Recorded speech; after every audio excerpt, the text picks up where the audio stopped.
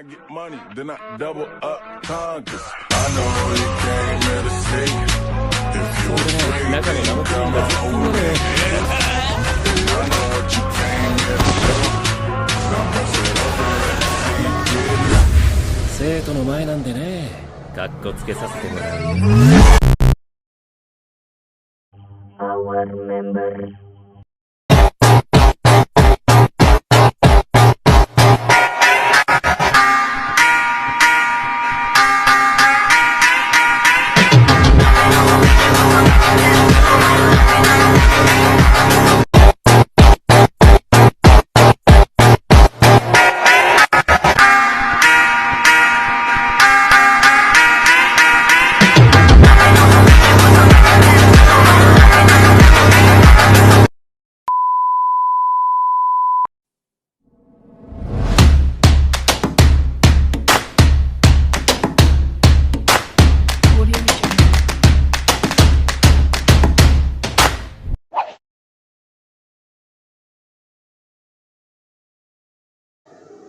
Latar belakang SAARC. Latar belakang SAARC tidak terlepas dari tanggal 8 Desember 1985 yang mana organisasi ini didirikan. Hal ini dimulai dari akhir tahun 1970-an di mana Presiden Bangladesh, Ziaur Rahman, mengajukan sebuah blok perdagangan yang terdiri dari negara-negara berkawasan Asia Selatan. Kemudian ide tersebut kemudian dibicarakan pada tahun 1981, tepatnya di Mei. Seluruh komite bertemu di Kolombo untuk mengidentifikasi 5 bidang besar untuk kerjasama regional tersebut. Setelah itu, disusunlah 5 bidang dasar SAARC dan tujuan organisasi ini untuk kemudian dicantumkan dalam piagam. Moto SAARC adalah integrasi lebih dalam untuk perdamaian dan kemakmuran. Selanjutnya ada tujuan dari SAARC. Yang pertama, memperkuat kerjasama negara anggota SAARC dengan negara-negara berkembang lain di dunia. Yang kedua, menyejahterakan rakyat di Asia Selatan untuk membuat kehidupan menjadi lebih maju. Yang ketiga, mempercepat pertumbuhan ekonomi, perkembangan sosial dan budaya untuk menuju individu yang lebih bermartabat. Yang keempat, memperkuat kepercayaan diri secara kolektif di antara negara-negara di Asia Selatan. Yang kelima, memperkuat kerjasama antara negara anggota dengan forum internasional mengenai hal-hal yang sedang terjadi. Yang keenam, memperbesar rasa saling percaya dan tolong-menolong untuk menyelesaikan suatu masalah. Dan yang terakhir, bekerja sama dengan organisasi regional dan internasional dengan tujuan yang sama. Anggota negara SAARC. SAARC adalah organisasi dari 8 negara Asia Selatan, Maladewa, Sri Lanka, India, Pakistan, Afghanistan, Nepal, Bhutan, dan Bangladesh. Afghanistan menjadi penandatangan piagam SAARC pada tahun 2007 dan menjadi negara anggota ke-8 karena Rusia dan Turki juga telah mengajukan keanggotaannya. Mereka mungkin akan ditambahkan sebagai negara anggota SAARC di masa mendatang. Selanjutnya ada program dari SAARC. Yang pertama, melaksanakan program terintegrasi antara negara Asia Selatan di berbagai sektor ekonomi. Yang kedua, menjalin hubungan baik dengan organisasi internasional seperti UNDP, APT, serta UNICEF. Yang ketiga, membuat perjanjian kawasan perdagangan bebas Asia Selatan yang dinamakan SAFTA.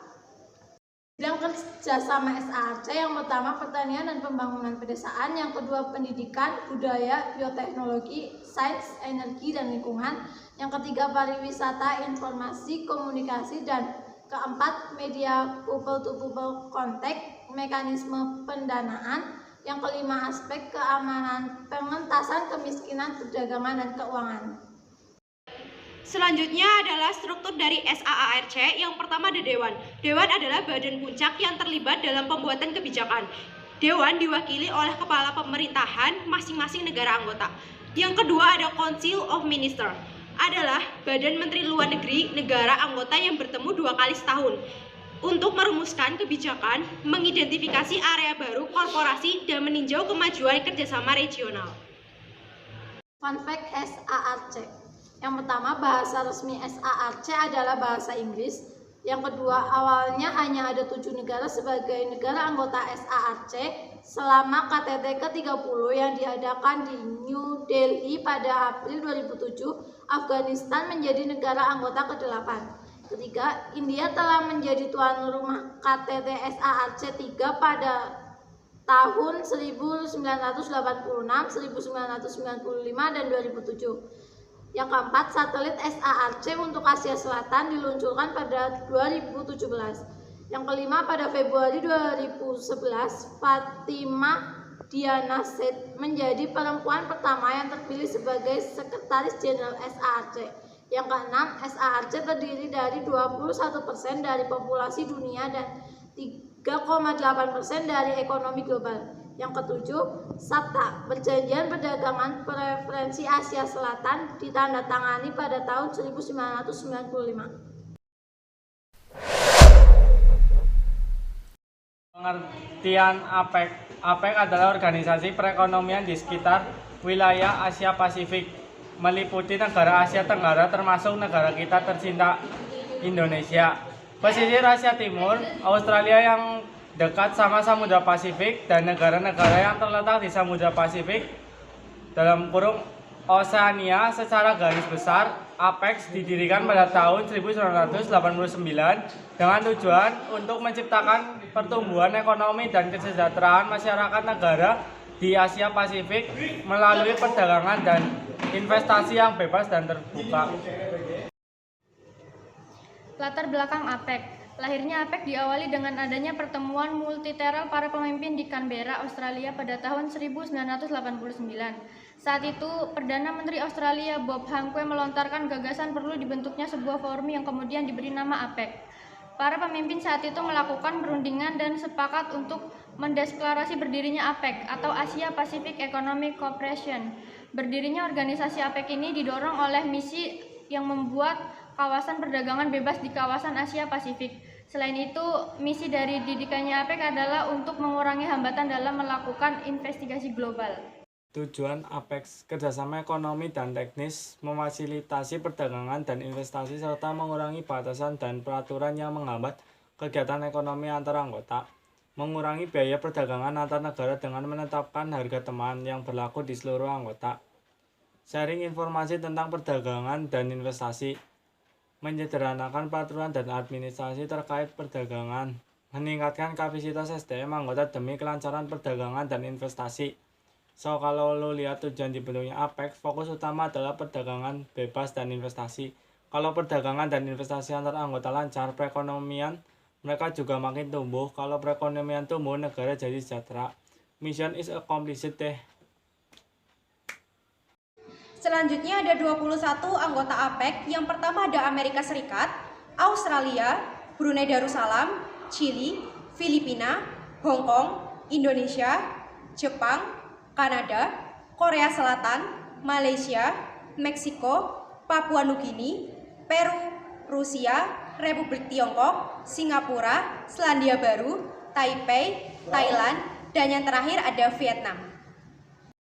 Selanjutnya ada peran APEC. Peran APEC yang pertama adalah APEC memastikan kalau barang, jasa, investasi sampai masyarakat anggota APEC bisa bergerak leluasa buat melintasi batas antar negaranya. Yang kedua, APEC juga berperan buat menyelaraskan peraturan dan standar perdagangan di seluruh wilayah Asia Pasifik selain bea cukai. Misalnya, sebuah produk bisa diekspor hanya dengan satu syarat aja yang diberlakukan di Asia Pasifik. Peran serta Indonesia terhadap APEC. Pada tahun 1994, Indonesia pernah menjadi tuan rumah konferensi tingkat tinggi APEC di Bogor, tepatnya pada 15-16 November 1994. KTT ini jadi momentum bersejarah buat APEC karena menghasilkan kesepakatan bernama Bogor Goals. Dalam mencapai Bogor Goals ada 3 bentuk kerjasama yang bakal dilakukan antar anggota APEC. Yang pertama, memperkuat sistem perdagangan antar negara secara terbuka. Kedua, perdagangan dan investasi di Asia Pasifik lebih dikencangkan lagi. Ketiga, meningkatkan kerjasama pembangunan Asia Pasifik. Manfaat APEC bagi Indonesia. Yang pertama, jadi wadah bisa membangun kepercayaan antar Indonesia dan anggota lainnya. Yang kedua, SDA dan SDM Indonesia jadi meningkat berkat pelatihan yang diadakan APEC atau anggota APEC lainnya. Ketiga, dunia usaha di Indonesia jadi untung karena ekspor dipermudah. Sejak Indonesia gabung APEC dari tahun 1989 sampai 2013, Indonesia dapat untung lebih dari 246 miliar. Keempat, arus investasi di Indonesia meningkat. Total investasi portofolio dari anggota APEC lainnya masuk ke Indonesia pada tahun 2012 sebesar 245,200 miliar dibandingkan 45,7 miliar dolar Amerika pada tahun 2001.